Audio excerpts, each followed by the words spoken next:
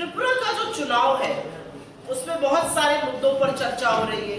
उसमें चर्चा हो रही है बेरोजगारी पर, उसमें चर्चा हो रही है 5 साल के जुमलों पर, उसमें चर्चा हो रही है तथाकथित डबल इंजन की सरकार ने कैसे इस प्रदेश के साथ धोखा किया, उसमें चर्चा हो रही है कितने नॉन सीरियसली त्रिपुरा को लिया जा रहा है।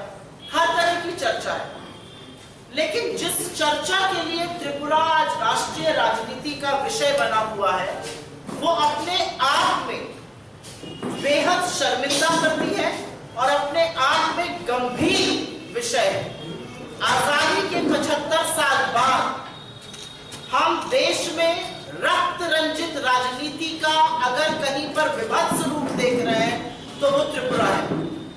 त्रिपुरा से तमाम ऐसी खबरें आती हैं जहां पर कभी किसी के ऊपर हमला हो जाता है, कोई बाइक्स पर गुंडे आते हैं, कार्यकर्ताओं को डराया धमकाया जाता है, अनर्गल पुलिस FIR की जाती है, महिलाओं को डराया धमकाया जाता है, 12 मीटर तक जाता है।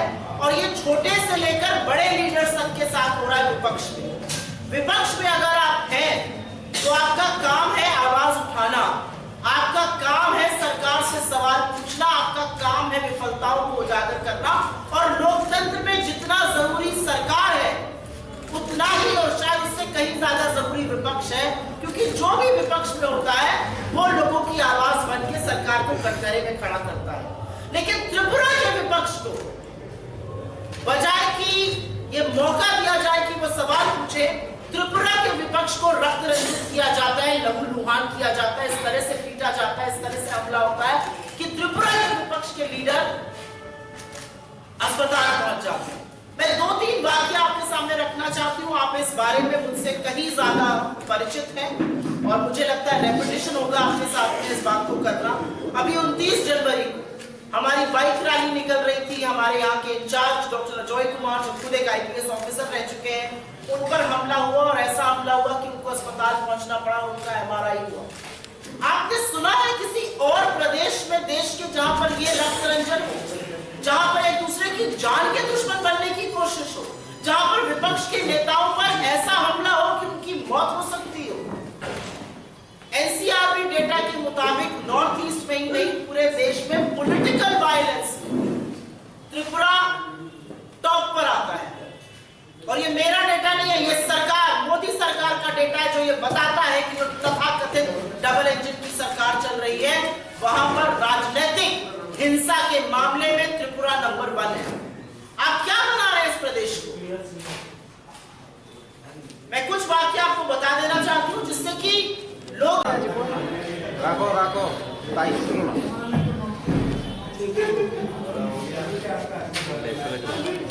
मुझे आपसे मिलकर बड़ी खुशी हुई, पता नहीं आपको हुई कि नहीं हुई। ऐसा है, मैं इनके सवाल का जवाब देती हूँ। एक सवाल I will first answer so much and come back to you.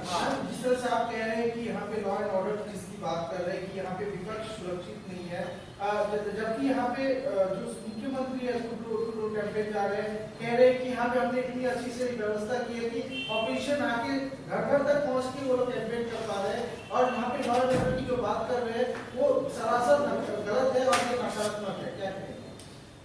जब एक मुख्यमंत्री को और चुने हुए मुख्यमंत्री को ये ओछा बयान देना पड़े कि हमने ऐसा लॉ एंड ऑर्डर और ऐसी कानून व्यवस्था की है कि ऑपोजिशन प्रचार कर सकता है, तो आप उस प्रदेश की कानून व्यवस्था का खस्ता हालत खुद जान सकते हैं।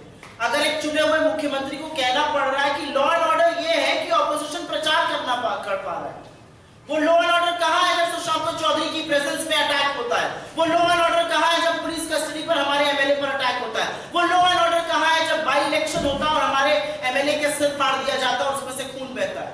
वो लॉ एंड ऑर्डर कहाँ है जब मीडिया पर अटैक होता है? वो लॉ एंड ऑर्डर कहाँ है जब 2.5 साल में 400 रेप केसेस होते हैं? तो इस तरह की ओछी बातें करना एक चुने हुए मुख्यमंत्री को सूट नहीं करता है, लेकिन छाप मुख्यमंत्री से और मैं कुछ आशा भी नहीं कर सकता। अभी कोई और सवाल पूछेगा फिर मैं आपका सवाल का जवाब देती हूँ।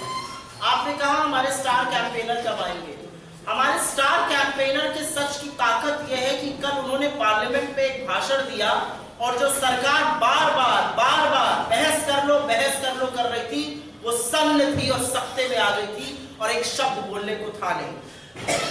और मुझे नहीं पता आप में से कितने लोगों ने नोटिस किया, जो सरकार एक हफ्ते से बहस कर लो जी, किसी पर भी बहस कर लो, जब मोदी अडानी का नाम सुना तो सामने वाली बेंच पर ना मोदी जी थे, ना अमित शाह जी थे, ना राजनाथ सिंह जी थे, सारे के सारे कैबिनेट मिनिस्टर गायब थे।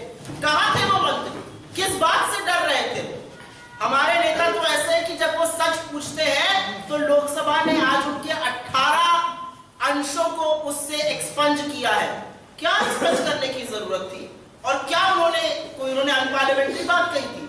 उन्होंने जो पब्लिक डोमेन में चीजें हैं, जो मोदी अडानी जी की परम मित्रता पब्लिक डोमेन में है, जो अपने मित्र के लिए हर कुछ करने को तैयार है, जो मित्र मंत्रिमंडल पर भारी पड़ गया और सारे मंत्री कल बेचारे लगे हुए थे अडानी जी के बचाव में। मोदी जी को भी त्याग दिया कल तो अडानी जी के बचाव में सरकार खड़ी हुई थी। ऐसे नेता जब सच बोलते हैं तो वो सच हर जगह गूंजता है। मुझे ऐसा लगता है आने वाले दिनों में बहुत सारे हमारे शीर्ष नेतृत्व के लोग यहाँ आएंगे, आपकी जिनकी तरफ इशारा है संभवतः वो भी आएंगे। मेजॉरिटी स्पष्ट बहुमत से एक मजबूत सरकार बनाएगी।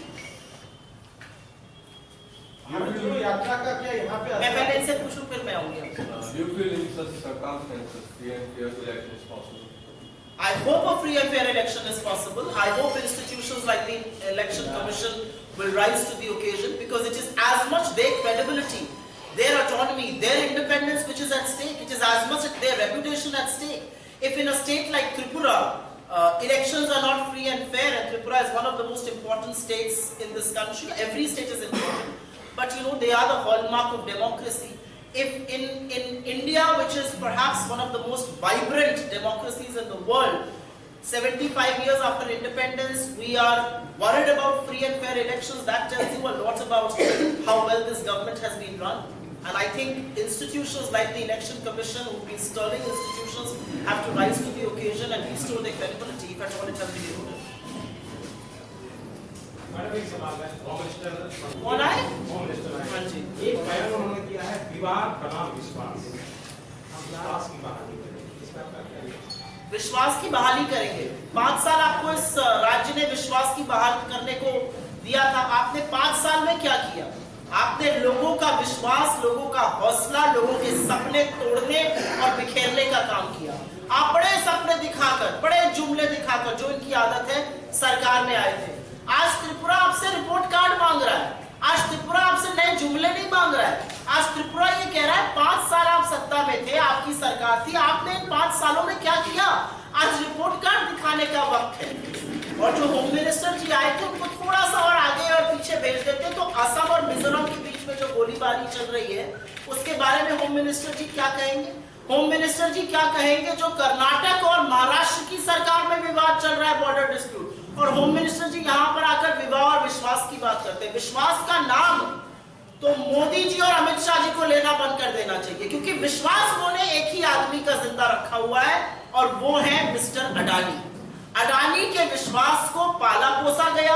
अडानी को 609 नंबर से दूसरे नंबर का सबसे अमीर आदमी दुनिया में बनाया गया। अडानी को एयरपोर्ट में, पोर्ट में, रिन्यूएबल एनर्जी में, फूड एंड एग्रीकल्चर में, तमाम जगहों पर मोनोपोलिस्ट बनाया गया। नियम बदले गए, विश्वास एक ही आदमी का बरकरार रहा है। इस देश के युवा का हौसला और विश्वास टूटा है, इस देश के बेरोजगार का विश्वास टूटा है, इस देश के किसान के साथ विश्वासघात किया गया है, इस देश के मजदूरों के साथ विश्वासघात किया गया है, इस देश की महिलाओं के साथ विश्वासघात किया गया है। विश्वास शब्द का प्रयोग मोदी जी और अमित शाह जी को बिल्कुल नहीं करना चाहिए। आपको विश्वास 5 साल पहले दिया गया था, आपने विश्वासघात किया है। एक सवाल है, तीसरा मोटा पार्टी जो है इस बार